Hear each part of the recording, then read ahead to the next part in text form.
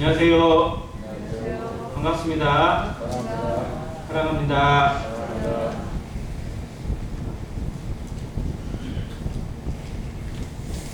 겨울은 겨울인 것 같습니다. 눈도 좀 내리고 내일 좀 많이 추워진다고는 하는데 건강관리 주의하시기를 바랍니다.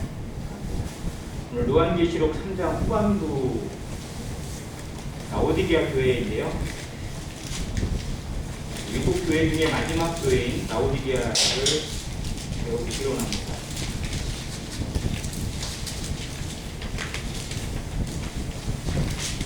개인적으로도 여러 번 교제를 했던 교회이긴 한데 교제할 때마다 또 공부를 할 때마다 두렵고 떨림이 없잖아 있습니다. 이 시대를 향한 하나님의 경고가 무엇인지 우리는 안행교회는 이 말씀 앞에 정말 부끄러움이 없는지 우리 자신을 한번 설문을 한번 짚어보는 시간이길 바라고 마지막 시대의 교회가 과연 어떠한 모습으로 자라 있어야 되는지 주님 앞에 서 있어야 되는지 생각하는 그런 시간이길 바랍니다. 먼저 말씀 구절 보고 가도록 하겠습니다. 14절부터 20절까지 말씀을 교독해서 읽도록 하겠습니다. 14절부터 자 읽겠습니다. 라오디게아 교회의 사자에게 편지하라. 아멘이시오 충성되고 참된 증인이시오 하나님의 창조의 근본이시니가 이르시되 내가 나의 의를 하노니 내가 참지도 아니하고 그것도 아니하노라. 내가 찾은 일이 뜨겁든지 그를 베푸노라. 내가 이같이 미지근하여 뜨겁지도 아니하고 차지도 아니하니 내 입에서 너를 토하여 버리리라. 내가 말하기를 나는 자라 정말로부터 정치에서다. 내 공고한 것과 가난한 것과 가난한 것과 눈먼 것과 이런 것으로 들지 못하는도다. 내가 너를 권하노니 내게서 불로 연단한 금을 사서 부요하게 하고 흰 옷을 사서 입어 벌거벗은 수치를 보이지 않게 하고 안약을 사서 눈에 발라 보게 하라. 물론 내가 사랑하는 자를 증명하여 지지 않는 그러므로 내가 내 스스로를 얘기하라. 같이 읽겠습니다. 볼지어다 내가 문 밖에 서서 두드리노니 누구든지 내 음성을 듣고 문을 열면 내가 그에게로 들어가 그와 더불어 먹고 그는 나와 더불어 먹으리라. 감사합니다. 7 교회 중에 마지막 지점이 라오디게아 지역입니다. 에베소로부터 시작되어져서 우편물이 가는 통로라고도 하고 소아시아 지역의 거점 도시들만 골라서 이렇게 나왔는데 마지막에 해당되는 이 라오디게아 교회는 그 지역이 아주 기름진 평야지대로 알려져 있습니다.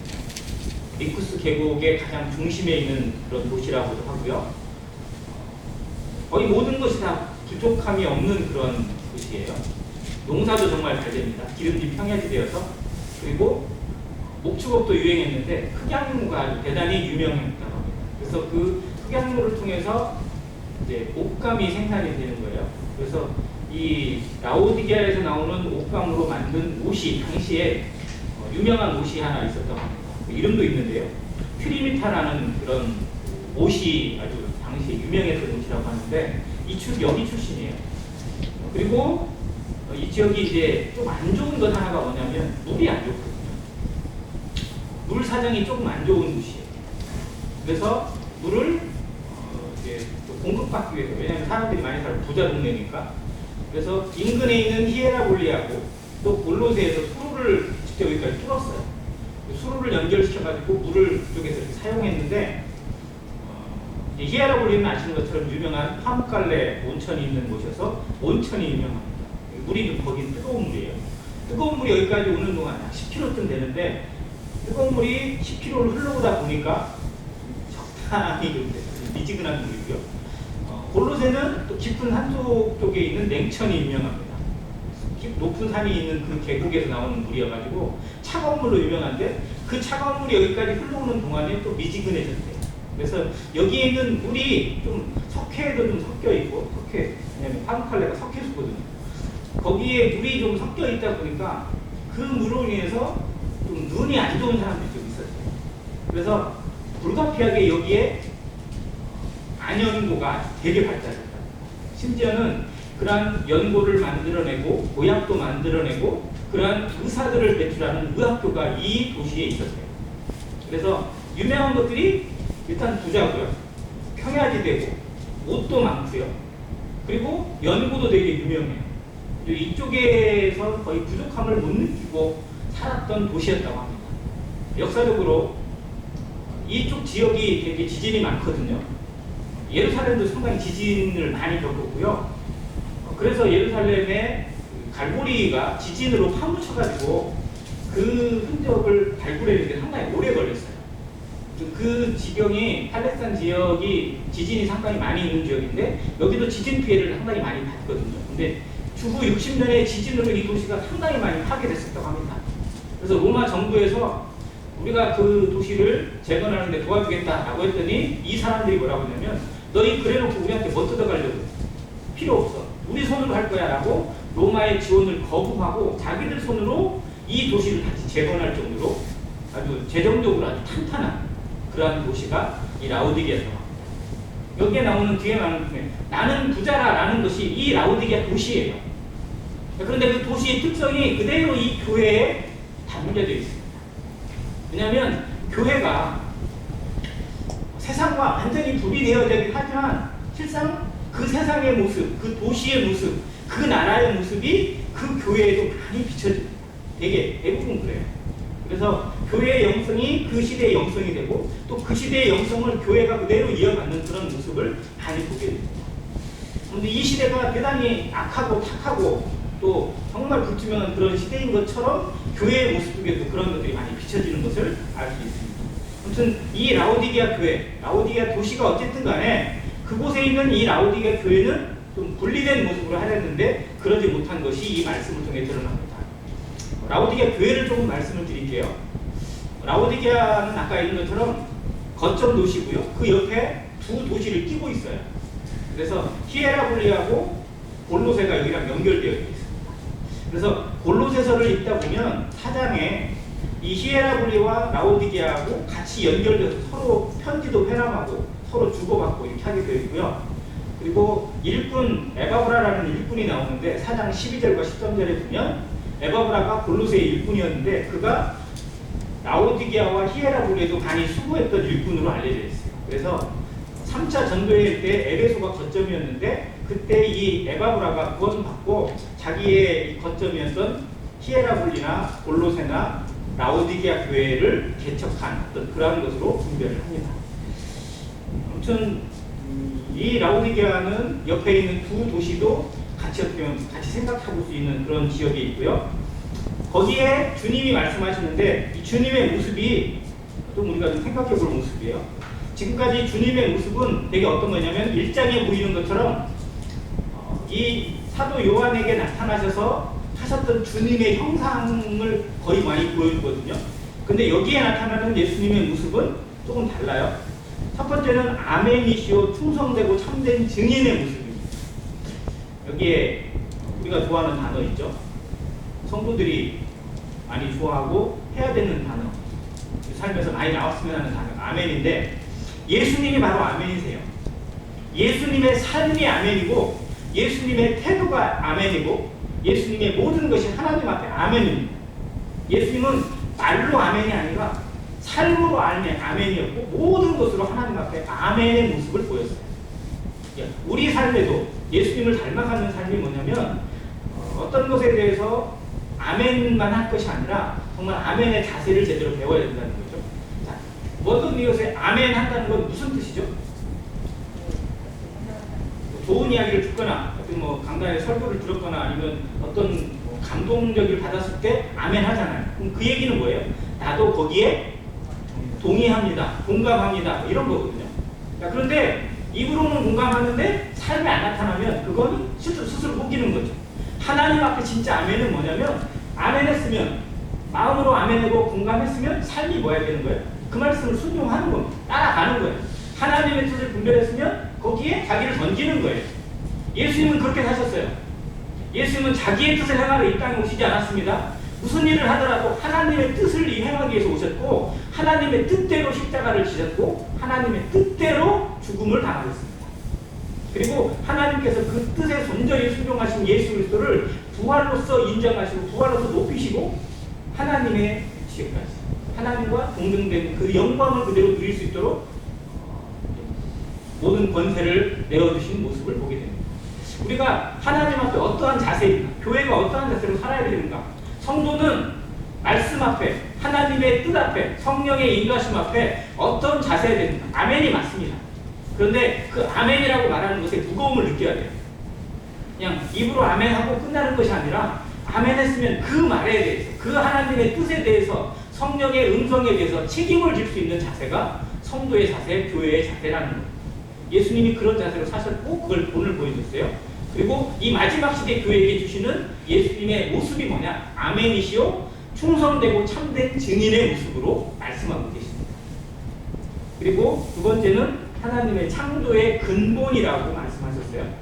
여기에 나오는 예수 그리스도는 교회에게 말씀하시는데 창조주 예수 그리스도, 하나님과 동체이시고 하나님과 동일하신 창조의 하나님으로. 자, 그런데 여기에 나오는 창조는 교회를 새롭게 재창조하시는, 하나님의 나라다운 그런 교회로 재창조하시는 하나님의 권능자, 이런 예수 그리스도를 보게 됩니다. 하나님은 예수 그리스도는 교회의 머리실 뿐만 아니라 교회 모든 성도를 주관하시고 또 재창조하십니다. 연단을 통해서, 훈련을 통해서 다듬으시고 변화시키십니다. 그 예수 그리스도를 여기서 보게 되고, 그분이 이 라오디게아 교회를 진단하는 것이 15절에 나오는데요.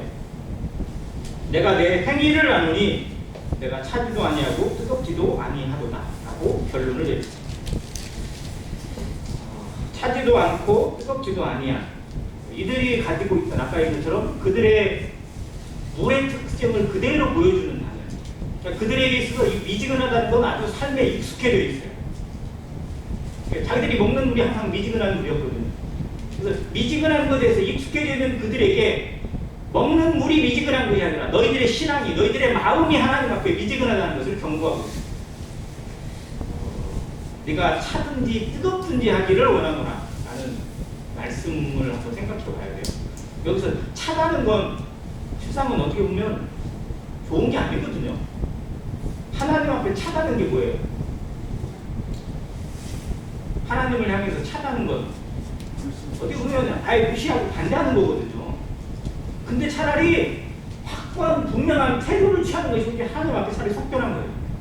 이것도 저것도 아닌 그런 미지근한 태도, 어정쩡한 태도가 우리 하나님 앞에 더 부끄럽다는 것을. 근데 정말 성도에 합당한 자세는 뜨거운 거죠. 전에 한번 그 엠마오 제자 이야기를 교재를 한번 나눈 적이 있는데, 그 제자들이 나중에 예수님인 줄 알아내고 나서 둘이 뭐라고 얘기를 했어요? 길에서 우리에게 말씀을 풀어주실 때에 우리 마음이 어떻다고? 뜨겁지 않더냐 라고 말했거든요. 말씀이 풀어졌을 때 우리 마음에 정말 뭔가 일어나지 않더냐. 성도는요, 하나님의 비밀이 풀리면 하나님의 뜻이 우리 속에 들어오잖아요. 성령의 음성이 익히고 하나님의 마음이 우리에게 들려주면 뜨거워집니다. 인간의 마음은 뭔가가 오면 에너지가 나오게 되고 에너지에 열이 나오게 돼 있어요. 음식을 먹어도 우리 속에 열이 나옵니다. 그렇잖아요. 음식을 뭐 뜨거운 것만 먹어서는 게 아니고요. 어떤 음식을 먹든지 간에 에너지가 나와, 몸에서. 그래서 몸에 뜨거움이 생기게 되고 뜨거운 것으로 일할 수 있어요. 움직이려면 뜨거워져야 돼요. 동력이 생겨야 되는 거죠. 마찬가지예요. 영적으로도 하나님의 것을 받았는데, 하나님으로부터 예배를 통해서, 기도를 통해서, 말씀을 통해서, 모든 은혜의 삶을 통해서 받았는데도 불구하고 뜨겁지 않다면 이건 정말 문제라는 거죠. 뭔가 막혀있는 거죠. 철저하게. 그래서 우리에게 정말 뜨거움을 갈구해야 돼요. 우리 마음이 이렇게 냉랭하게 혹은 미지근하게 흘러가지 않기를 정말 간절히 기도해야 됩니다. 성도는 정말 뜨거워서 넘쳐야 돼요. 에너지가 넘치는 것이 지극히 당연합니다. 전투에 나간 전사나 선교사나 어디에 있는 그런 사람만이 아니라 모든 성도가 기도에 뜨거워져야 되고 말씀 앞에 뜨거워져야 되고, 그리고 서로 모이는 것에 있어서 뜨거워야 돼요. 그래서 성도가 모였을 때 그 뜨거움이 서로에게 전달돼야 됩니다. 그래서 만나면 반갑고 만나면 안아주고 싶고 서로 그냥 이 열이 막 후끈후끈하게 전달되어지는 교회, 이게 진짜 살아있는 교회 아니겠어요? 근데 이들에게 주시는 경고가 우리 삶에도 한번 적용되겠구나. 나는 하나님 앞에 뜨거운가. 그거를 이 말씀을 통해서 다시 한번 생각해봤고, 16절에 이렇게 말씀하세요. 아주 무서운 말씀인데, 내가 이같이 미지근하여 뜨겁지도 아니하고 차지도 아니하니 내 입에서 너를 토하여 버리리.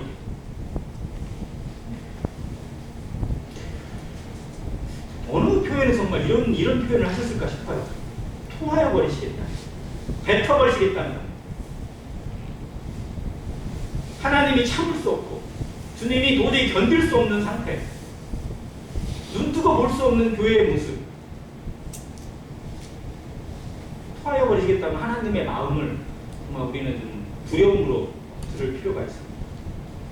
이 시대 살아가는 성도들에게 정말 이 말씀이 들려졌을 때 나는 하나님 앞에, 이 말씀 앞에 정말 어떠한 성도인지, 어떠한 모습으로 하나님의 말씀을 듣고 있는지, 받고 있는지 다시 한번 생각해보는 그런 시간이길 또한 바랍니다. 이제 그들이 왜 미지근해졌는지, 그들의 이 미지근한 신앙, 영적으로 정체되어 있고 때로는 애매한 위치 가운데 있는 이 모습을 한번 생각해 볼 때 한번 좀 생각해 봤어요. 칭찬이 전혀 없고 또 하나님이 보실 때 정말 모든 것이 다 이렇게 한탄스러운 모습인데, 그러면 이 라오디게아 교회는 아예 모이지 않았을까요? 아예 세상으로 다 흩어졌을까요? 아니, 그건 아니에요. 분명히 그들은 모였어요. 모여서 무엇을 했을까요? 예배를 드렸겠죠. 찬양도 했겠죠. 말씀도 듣지 않았겠어요? 하는 것은 했을 거예요. 그런데 하나님이 보실 때 미지근하다고 얘기하고 토하여 버리시겠다고 하는 그런 상황이라는 겁니다. 아무것도 안 한 게 아니에요. 나름대로 했을 거예요. 그런데 하나님 보실 때, 하나님의 기준으로 봤을 때 그들은 이것도 저것도 아닌 거예요. 미지근한 겁니다. 우리가 어떻게 보면 코로나의 핑계도 있겠지만 하기는 해요. 그런데 정말로 간절함으로 하는 것인지 아니면 그냥 마지못해 하는 것인지 한번 돌아봐야 됩니다. 했으니까 그래도 나는 할 바 했다. 나는 그래도 나왔으니까. 나는 그래도 뭐 했으니까. 그래도 하나님 앞에 할 바를 했다라고 스스로에게 위안을 삼을 것이 아니라 정말 하나님 앞에 하나님을 기쁘시게 하고 하나님의 영광을 구하는 신앙이었는지 아니면 그냥 모양만 갖추는 그런 모습은 아니었는지 깊이 생각해 봐야 된다는 거죠. 라오디게아 교회가 자기 딴에는 변명할 수도 있어요. 우리도 할 거 했어요. 그런데 상황이 이러니까 제대로 못한 거죠 라고 변명할 수 있을 거예요. 그런데 중요한 건 하나님의 판단입니다. 판단라도 받은 자도 할 말이 있었어요. 그러나 그게 주인의 입장에서 보면 악하고 게으른 거예요. 우리가 할 말이 있고 우리에게 핑계가 있고 우리의 변명이 있는 게 중요한 게 아니고 그것을 하나님께서 보실 때 하나님의 마음에 정말 합당한지, 하나님이 보실 땐 그것을 기뻐하실 만한지, 하나님이 정말 영광을 받으실 만한 삶이었는지 정직한 심령 가운데 우리 스스로를 돌아봐야 된다는 겁니다. 아무튼 이 말씀이 정말 저에게 두려움이었고, 그 다음 이들이 이렇게 되는 원인들을 여기 말씀에서 얘기해 줍니다. 이게 17절인데요. 네가 말하기를 나는 부자라 부요하여 부족한 것이 없다 하나. 이들의 상태입니다. 우리 이 정도면 됐어 라고 말하는 거예요. 나 이제 부족한 것도 별로 없고 그냥 이 정도면 괜찮아. 우리 이 정도면 그냥 괜찮은 거야 라고 스스로에게 위로를 삼았어요. 그런데 그게 실상 하나님 보실 때에는 부요한 게 아니고 풍족한 게 아니고 넘치는 게 아니고 지극히 가난하고 지극히 부족하고 지극히 눈멀었고 가련한 거예요. 사람이 볼 때는 괜찮아 보이고 다른 사람이 인정해 준다고 해서 그것이 좋은 게 아니라 하나님이 보실 때 어떠한지가 정말 우리 마음에서 성령의 깨임 가운데, 성령의 음성 가운데서 우리 스스로를 분별할 수 있는 지혜가 필요합니다. 성령께서 우리에게 그걸 보여주세요. 정말 우리에게 이렇게 신앙생활하는 것이 괜찮은 것인지, 이렇게 해서 하나님 만났을 때 정말 문제가 없는 것인지 성령의 음성이 우리에게 지적을 해주십니다. 그건 속일 수 없어요. 이게 청결한 믿음입니다. 그것을 캐치할 수 있어야 돼요. 현실에 만족하지 않고 상황에 만족하지 않고 정말 하나님 앞에 무엇이 옳은지 계속해서 마음을 새롭게 하고 변화를 갖고자 하는 열망이 있어야 돼요. 매일매일 자기를 다스리는 연단이 있어야 돼요. 그들은 안주해버렸어요. 부족함이 없으니까. 뭐 물질도 있고 뭐 그냥 웬만하면 다 있고 성도들도 뭐 다 부유한 것 같고 그냥 적당하게 그냥 하나님 앞에 그 정도만 해도 그냥 스탠다드 있지 않을까? 이 정도만 해도 커트라인은 넘지 않느냐? 뭐 이런 수준이어서는 안 된다는 거예요. 이것이 이 라오디게아 교회를 병들게 만들고 그들을 영적으로 지치게 만들고 그리고 수치스럽게 만들어주는 원인. 나는 괜찮아. 이 정도면 됐어라. 하나님 앞에 정말 이 정도면 됐어라고 말할 수 있는 성도 있을까요? 한번 말씀드릴게요. 사도 바울이 하나님 앞에 자기를 돌아볼 때 그래도 나는 열심히 했어. 나 정도면 됐어라고 생각했을까요? 아니요. 그는 철저하게 부서지면서 걸어갔어요. 그래서 고백했잖아요. 나는 날마다 죽노라. 믿음을 지킨다는 건 날마다 자기를 죽이는 싸움이에요. 자기의 욕심을 내려놓고 생각을 내려놓고 자기의 뜻을 내려놓고 오직 하나님의 뜻만이 나타나기를 구하는 간절한 매달림입니다. 줄다리기예요. 영적인 씨름입니다. 우리의 삶도 사도 바울이 걸어갔던 삶과 실상 다르지 않아요. 그런데 우리는 너무도 많은 것을 놓친 채도 잃어버린지 모르고 그냥 현실에 타협하고 그렇게 살아갈 때도 많다는 거죠. 간절함으로 붙들고 있는지 다시 한번 돌아보게 돼요. 그래서 여기에 너들은 정말 부유하고 부자라고 넉넉하다고 생각할지 모르지만 내가 볼 때에는 너희들은 곤고하고 가련하고 가난하고 눈멀었고 벌거벗었다. 이것보다 더 비참한 게 어디 있어요? 벌거벗은 상태로 눈멀었고 가련하고 가난해요. 정말 곤고한 상태에 머물러 있어요. 인간이 정말로 더 이상 수치를 느낄 수 없을 만큼 가장 초라한 모습이거든요. 그런데 이 교회가 그렇다는 겁니다. 이 시대 성도들은 하나님 앞에 정말로 부유한지 아니면 정말로 비참한 모습은 아닌지 우리 스스로를 돌아보는 그런 시간이기 바랍니다. 그래서 여기에 예수님이 주시는 해결책이 있어요. 주님은 문제점을 지적하시는 것에 머물지 않습니다. 책망하는 것에 머물지 않으세요. 책망을 하신 중요한 이유는 뭐냐면 하나님 앞에 회복하고 회개하라는 주시거든요. 그리고 그 방법도 알려주세요. 길도 보여주시는 거예요. 하나님 앞에 나오는 길을 보여주시고 믿으라고 하시는 것이지 네가 찾아내라고 해서 이렇게 몰아붙이시는 하나님이 아니시라는 거예요. 성경은 우리에게 답을 주세요. 약입니다. 약. 정말 해결책을 주시고 모든 인생이 하나님 앞에 나올 수 있는 길을 열어주셨고 그리고 모든 인생이 회복을 받을 수 있는 약을 주시는 거예요. 치료약을 주시는 거예요. 그래서 성경을 신약, 구약이라고 하잖아요. 약속이지만 실제로는 하나님 앞에 치유약입니다.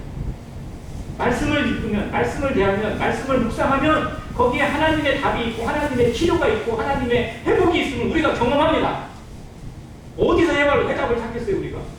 어디서 회복을 받고 어디서 위로를 받고 어디서 무엇인가 다시 일어섬을 얻을 수 있겠어요?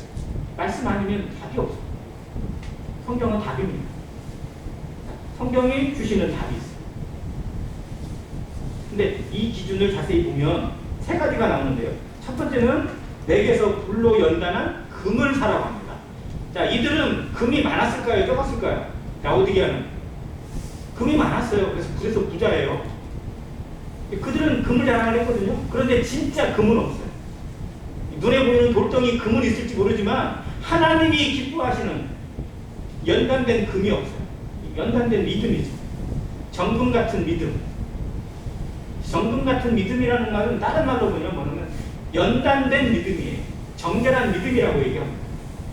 다른 말씀에서는 디모데 전서에서는 이걸 청결한 양심과 거짓이 없는 믿음이라고 표현을 했어요.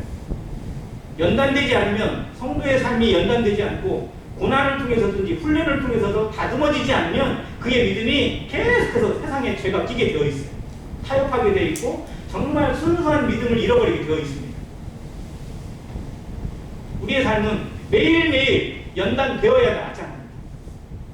한번 믿은 믿음이 없어지는 건 아니지만 우리의 믿음을 정말 날로 새롭게 하지 않으면 우리의 삶의 모든 것이 다 흐트러지게 되어 있어요. 질서가 파괴됩니다. 그래서 불로 연단한 금을 살아보이는 것입니다. 근데 이 금은 어디에 있냐? 주님에게 있어요. 내게서 불로 연단한 금을 살아. 주님이 주시는 겁니다. 주님을 묵상하고 주님을 바라볼 때 얻어지는 거예요. 세상에서 뭔가를 얻으려고 하는 눈이 아니라 오직 주님만 바라보는, 여호와를 앙망하는 자가 새 힘을 얻는 것처럼 주님을 바라봤을 때 거기에서 정결한 믿음, 거짓이 없는 순수한 믿음, 온전한 믿음, 우리를 변화시키고 우리의 삶을 이끌어가는 능력의 믿음을 얻게 됩니다. 두 번째는 흰 옷을 사서 입어 벌거벗은 수치를 보이지 않다라고 합니다. 자, 흰 옷은 의의 옷이라고도 얘기하고요, 거룩한 삶이라고도 표현합니다. 두 가지가 다 포함되는데요. 그리스도 안에 있는 의, 복음으로 말미암는 의, 우리가 하나님 앞에 의인이 되고 의로운 백성이 되어져서 의 가운데 머물러 있는 것을 붙드는 거고요. 또 그것 삶을 지켜나가는 겁니다. 그 삶을 통해서 죄를 멀리하고 죄를 버리고 오직 하나님의 뜻을 행하고자 하는 순종을 하고 선을 지키고자 하는 의가 나타납니다. 거룩한 삶을 통해서 부끄러움이 가려지는 겁니다. 이 부끄러움을 가리지 못하면 아무리 좋은 옷을 입어도 멋있는 패션의 필살에 있는 브랜드를 입어도 다른 사람들이 볼 때 믿는 건지 안 믿는 건지, 차라리 안 믿는 자가 낫다고 하는 손가락질을 받을 수밖에 없다는 거예요. 정말로요, 세상은 우리 주변에 있는 친구들이 다 나를 좋게 생각하고 잘 대해주는 것 같지만요, 정말 때로는 내 눈으로 관찰하고 실제로 판단합니다.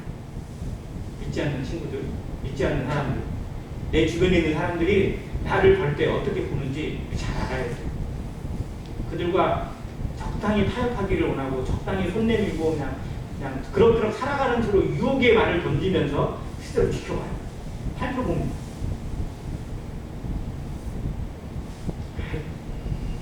적당히 해. 그냥 뭐 그러면서 그냥 뭐 이런 것도 해보고 저런 것도 해보고 뭐 하면서 살살 미끼를 던지고요. 술도 한번 먹어봐야 남자라고 얘기하면서 막 이상하게 얘기를 던지고, 그러면서 막상 거기에 한번 살짝 빠져들면 괜찮은 것처럼 거기서는 포장해 주는데 실제로 뭐라고 생각해요? 똑같은 놈이구만 이러지도 않아요. 그런데 정말 우리가 하나님 앞에 있는 이 믿음을 지키고 거룩을 지키고자 할 때 그들과 조금은 트러블이 생길지 모르지만 그걸 통해서 그들에게 두려움을 끼치는 겁니다. 아, 쟤는 정말 다르구나. 쟤는 정말 믿는 애구나 라는 것을 그들이 각인을 하게 됩니다. 이것이 실제로 복음의 능력이라고 저는 믿습니다. 그러니까 세상 사람들과 싸우자는 게 아니고 그들 앞에 믿는 자의 본을 분명히 보일 수 있는 결단이 필요합니다. 세상이 분리가 안 돼 있어요. 적당히 섞여가지고 믿는 사람인지 안 믿는 사람인지, 교회는 가는 것 같은데 어떤 사람인지 잘 모르겠는 그러한 신자들이 너무 많은 것입니다. 정말로 하나님에게 필요한, 하나님 앞에 서야 될 사람은 신자가 아니라 제자입니다. 주만 바라보고 주의 말씀이면 자기의 모든 것이 내어 던져지는 제자를 하나님께서 부르시고 계십니다. 이 시대에 정말 신자는 많은데 제자는 희박한 그런 시대가 아닌가 생각이 들어요. 우리의 삶이 정말 제자의 삶을 살아가고 있는 것인지 다시 한번 생각해 보게 됩니다. 세 번째는 안약을 사서 눈에 발라 보게 하라고 합니다. 아까 얘기했지만 여기들은 주사정 때문에 이들은 안약이 아주 유명해요. 그러니까 매일 모든 집마다 안약이 가장 한비약이에요. 그들은 아마 매일같이 안약을 발랐을 거예요. 그런데 진짜 발라야 될 약, 성령으로 덧입혀야 되고 성령으로 충만되어지는 것은 잊어버리고 자기들의 육신의 눈만 보는 것에 약을 발랐던 거예요. 우리도 우리 몸을 향해서는 정말 아낌없는 투자를 하는 경우도 있어요. 그런데 정말 영을 위해서는 투자하지 않는 경우도 많습니다. 눈에 보이는 것이 더 급하고 이것이 더 중요한 것 같고 이것이 더 괜찮은 것 같처럼 여겨질 수도 있어요. 그러나 그러나 성도는 분명 거기에서 달라요. 눈에 보이는 것을 하지 말라는 게 아니잖아요. 그거 가운데서 우리의 본분을 지켜야 되고 우리의 나아갈 방향을 잃어버리지 말아야 됩니다. 제일 중요한 건 속도하는 방향이거든요. 그렇잖아요. 자동차가 120km 달리든 200km 달리든 아무리 빨리 가는 게 중요한 게 아니고 제대로 방향을 잡고 가지 못하면 아무리 빨리 가도 목표물에 갈 수가 없어요. 오히려 더 빨리, 더 멀어지는 거예요. 우리가 정말로 하나님 앞에 제대로 방향키가 맞춰져 있는지, 어디를 향하고 있는 것인지, 이 라오디게아 교회에 주신 경고의 말씀을 통해서 우리 자신을 돌아보는 그런 지혜가 필요하다고 생각이 들어집니다. 그래서 여기 나오는 세 가지, 불로 연단한 금,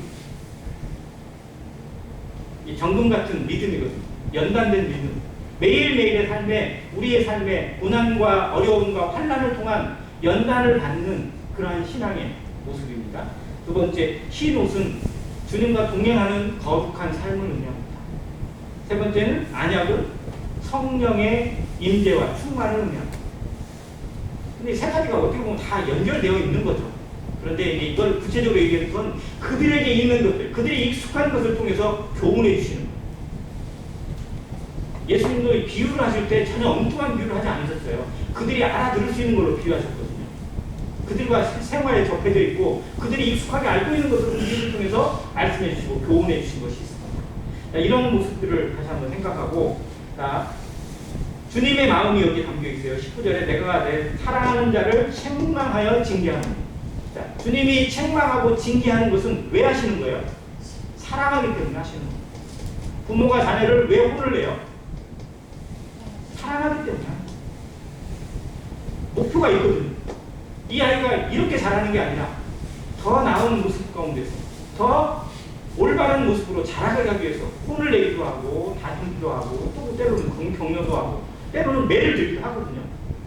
그러니까 주님께서 교회를 연단시키고 훈련시키고 다스리시고 징계하시는 이유는 사랑하기 때문에 하는 거고요. 더 나은 모습으로 하나님 앞에 합당하게 서기 위해서 합니다. 교회가 징계하는 것도 마찬가지고 성령께서 우리의 삶을 다스리시는 것도 마찬가지예요. 회복을 위해서 하는 거고 더 나은 성숙을 위해서 하시는 겁니다. 그래서 우리의 삶이 하루하루 주님 앞에 훈련되어져 있고 징계와 연단을 통해서 다듬어지고 있다는 사실을 받아들이는 성도, 그래서 하루하루 삶의 연단을 인식하는 성도는 어떠한 일을 만나도 화를 내고 불평하기보다 고민하고 생각하고 묵상하고 마음을 다스려요. 감정이 일어나기 전에 하나님의 뜻을 구하게 되어 있습니다. 그래서 자존심을 내세우기보다 하나님의 말씀이 먼저 서고 그리고 성령의 음성을 구하고 하나님의 뜻을 분별하고자 하는 마음이 있을 때 정말 평안을 잃어버리지 않는 지혜가 있습니다. 주님이 왜 이렇게 하셨는지 다시 한번 생각하고 20절 내가 문 밖에 서서 두드리노니 라고 말씀하세요. 누가 문 밖에 서 계세요? 주님이 문 밖에 서 계세요. 그럼 이게 무슨 문이에요? 이게? 어떤 문이에요? 이 문이? 자, 여기서 엄밀하게 얘기하면 교회의 문이고요. 성도의 문이에요. 자, 그러면 주님이 교회의 문 밖에 서 계신다면 이건 말이 돼야 돼요. 말이 안 되는 상황이잖아요. 자, 하나님이 내 문 밖에 계신다면 이건 맞는 거예요? 틀린 거예요? 잘못돼도 한참 잘못된 거잖아요. 그런데 라오디게아 교회의 상황을 보면 주님이 문 밖에 있는 거예요. 그럼 누가 주인이에요? 주님이 교회의 주인이고 교회의 머리고 교회의 모든 것인데도 불구하고 머리 대신 예수 그리스도가 문 밖에 계신 상황인 거예요. 말도 안 되는 이해되지 않는 상황인 거예요. 많은 성도들이 이거를 믿지 않는 자들, 구도자, 전도용으로 많이 쓰긴 하지만 또 그들이 이 말을 듣고 또 감동되어서 주님을 영접하고 하는 것도 있긴 하지만 이 말씀의 원래 핵심은 교회를 향해서 성도를 향해서 주신 말씀이고 경고입니다. 나를 향해서 주시는 말씀이라는 거예요. 네가 정말 네 안에 주님이 계시는지 문 밖에 계시는지 보라는 겁니다. 주님을 문 밖에 세워놓고 내가 주인인 것처럼 그 자리를 차지하고 내 마음대로 하고 살아가는 것이 하나님 앞에 합당한지 분별하라는 겁니다. 근데 주님은 그 문을 푸시지 않고 그 문을 파괴하지 않고 없애버리지 않고 두드리고 계십니다. 우리의 삶을 정말 어떻게 보면 주님을 향한 반역이고 주님을 향한 배신이잖아요. 주님을 믿을 때 주님이라고 얘기하잖아요. 주인님이라고 고백하잖아요. 기도할 때마다 주님 주님 하잖아요. 그런데도 불구하고 내가 주인인 것처럼 살아가고 있다면 이건 배신이나 마찬가지잖아요. 그런데 그 문을 부수지 않고 그 성도를 파괴하지 않습니다. 오히려 문을 두드리고 위로하시고 격려하시고 회복의 기회를 주고 계세요. 그와 함께 공유하기를 하나님 기뻐하십니다. 우리가 얼마나 많은 순간에 주님을 내 문 밖에, 내 마음 밖에 세워놓고 주님을 안타깝게 만들고 외롭게 만든 것이 얼마나 많은지. 주님은 나를 위해서, 나 같은 것을 건지기 위해서 주님의 모든 것을 내어 던지고 부끄러움도 참으시고 수치를 견디시고 자기의 목숨까지 내어주셨는데 나는 이만한 자존심도 참지 못해가지고 주님을 외면하고 내 마음대로, 내 뜻대로, 내 욕심대로, 내 감정대로 살았던 적이 얼마나 많은지 우리 자신을 돌아봐야 합니다. 이 말씀이 우리나라의 기독교 대부흥운동이 시작된 것이 평양 대부흥운동이라고 하거든요. 지금 약 100년도 훨씬 넘었죠. 1905년인가 그때 6년인가 그때 평양에서 장대원 교회에서 시작된 부흥운동이라고 하는데 그 장대원 교회에서 이 부흥운동을 할 때 주제 말씀이 이 말씀이었어요. 선교사에서 이 말씀이 들려졌습니다.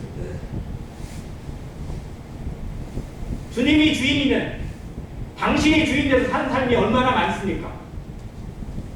그러고도 주님이라고 부르면서 그러고도 주님을 주님이라고 부르고 말하는 것이 정말 하나님 앞에 합당한지 스스로 돌아보라고 하는 말씀이 되었을 때 성도들이 막 마음에 찔림을 받게 되고 자기 삶을 돌아보고 그러면서 회개운동이 일어났어요. 난리같도록 사람들이 막 자기 자신을 회개하고 자기가 정말 하나님 앞에 엉터리로 살았던 삶을 내려놓고 자기의 것들을 고백하기 시작하면서 이웃에게 모든 것들을 용서를 구하기 시작하고 눈물과 모든 통곡으로 그 교회가 가득 차기 시작했어요. 그것이 평양 전신에 흘러가게 됐어요. 그런 시작으로 한국의 기독교가 정말 이렇게 먼저 흘러나가는 강처럼 퍼지게 되었었는데 우리에게도 이 말씀이 정말 하나님 앞에 하소연이 하나님의 탄식과 같은 말씀이 우리의 마음을 돌아보고 우리 자신의 삶을 돌아보고 하나님 앞에 정말 하나님이 주님이 정말 주인의 모습으로 나를 지배하고 계시고 다스리고 계신 것인지 아니면 주님이라고 이름은 부르는데 아멘이라고 고백은 하는데 내가 여전히 주인된 채로 내 마음대로 내가 설계하고 내가 계획하고 내가 이끄는 대로 하는 내 삶으로 살아가면서 하나님 앞에 영광을 돌린다고 속이고 있는 모습 우리 자신을 돌아보는 한 시간이기 바랍니다. 계시록 7교회를 통해서 이제 교회들에게 주시는 하나님의 말씀을 배웠습니다. 교회는 순례합니다. 정말로 모든 교회가 다 어떤 흐름을 가지고 있고 또 변화를 가지고 성도들의 삶도 마찬가지입니다. 어느 때는 뜨거웠다가 어느 때는 갑자기 차가워지기도 했다가 어느 때는 미지근해지기도 합니다. 우리의 삶의 사이클이 있어요. 신앙도 흐름을 가지고 있어요. 그런데 마지막 시대가 되면 될수록 그리고 물질이 풍부한 시대가 되면 될수록 교회는 점점 영적으로 타락해져 가고 세상과 결탁되는 것이 2000년 교회사가 보여준 흐름입니다. 성도의 삶이 정말 영적으로 빛난 것은 고난 때였어요. 환난 때에 믿음이 빛나고 영성이 빛났었습니다. 이 시대에 정말 우리에게 환난이 있음을 어려움이 있음을 감사함으로 받아야 해요.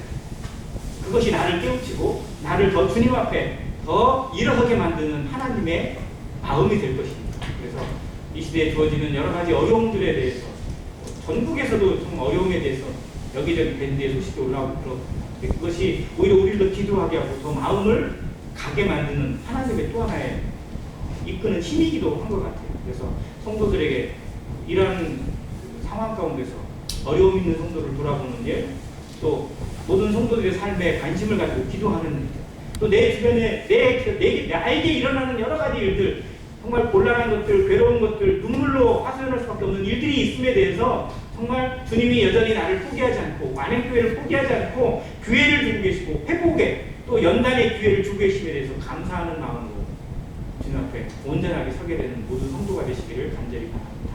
이상입니다.